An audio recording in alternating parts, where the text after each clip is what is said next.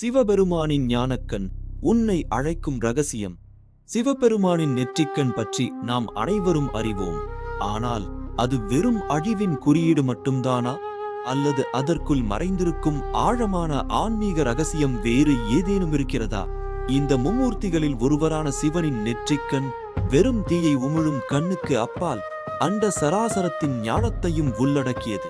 உண்மையில் சிவனின் நெற்றிக்கண் ஞானக்கண் அல்லது தீவிய திருஷ்டி என்றே அழைக்கப்படுகிறது. இது புற உலகை அல்ல, அக உலகை, அதாவது மாயைகளை தாண்டி உண்மையை உணரும் உள்நோக்கு பார்வையின் அடையாளம். இது நம் மூளையின் மையப்பகுதியில் அமைந்துள்ள ஆக்ஞா சக்கரத்துடன் தொடர்புடையது.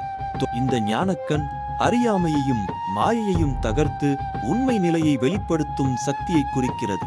சிவனின் இந்த மூன்றாவது கண் புலன்களுக்கு அப்பாற்பட்ட அறிவையும் காலத்தையும் இடத்தையும் கடந்த பிரபஞ்ச பார்வையையும் வழங்குகிறது. இதுவே சிவனை திரிலோசனன், மூன்று கண்களை உடையவன் என்று போற்றக் காரணம். எனவே சிவனின் நெற்றிக்கண் என்பது வெறும் சக்தியின் வெளிப்பாடு மட்டுமல்ல, அது பேரறிவின், சுய விழிப்புணர்வின் உச்ச நிலையாகும். இந்த ஞானத்தை பெற நாமும் நம் அகக்கண்களை திறக்க வேண்டும் என்பதே இதன் உள்ளார்ந்த பொருள். இன்னும் ஒரு ரகசியம் உங்களை காத்திருக்கிறது. அதை கண்டுபிடிக்க தயாரா?